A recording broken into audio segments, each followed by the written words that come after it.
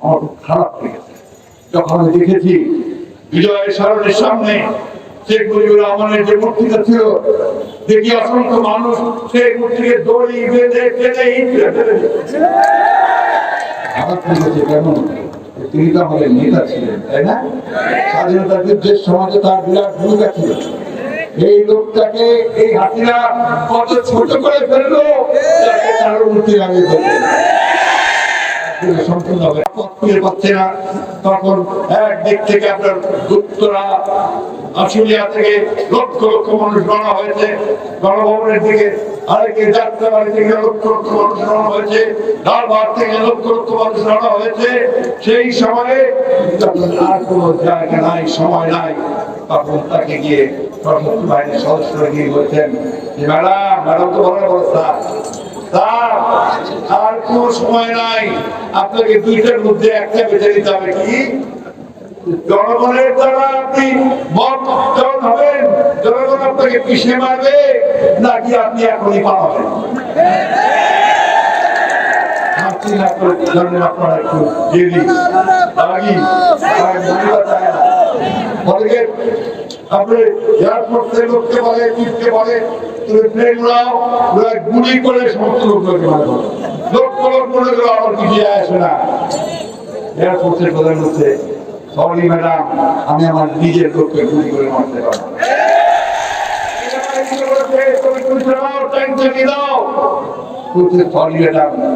আমি সেটা পারবো না, আমার নিজের ভাইয়ের বুকে, আমার ছেলের বুকে আমি গুলি চাপতে পারবো।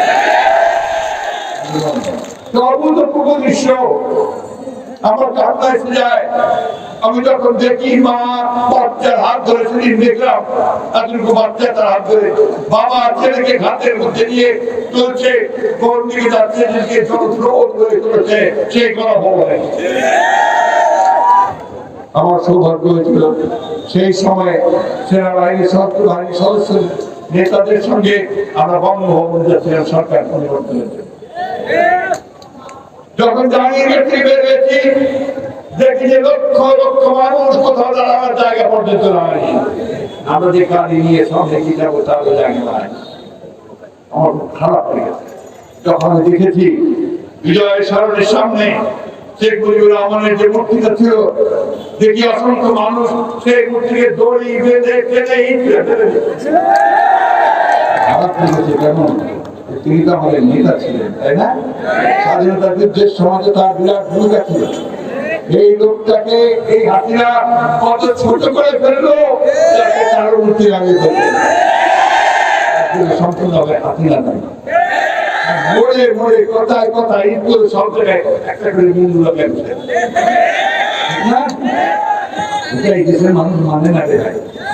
দেশের মানুষের হৃদয়টাকে বুঝতে হবে, তার ভাবকে বুঝতে হবে, তার মনকে বুঝতে হবে।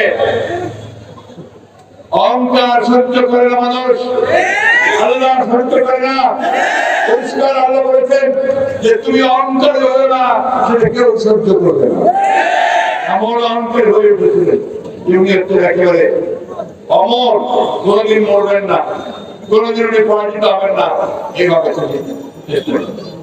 একটা কথা উনি বলে গেছিলেন, গণতন্ত্র মানে হচ্ছে পরিবর্তন।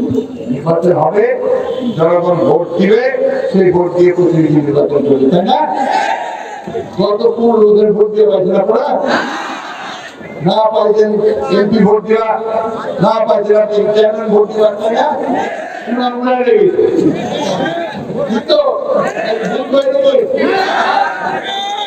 এই লোকটাকে এই ধরনের দলটাকে রাখা যায় না। চুরির কথা আপনার বলে শেষ করা যাবে। তিন রাত রাখবে, সব খানে চুরি, যেখানে যাবেন সেখানে চুরি। কারণ ওই যে মাথাটা চুরি করা যায়, যার ফলে আমরা সব খানে চুরি। আমি আর বক্তব্য বড় ভয়, আমি আবার এখানে একটু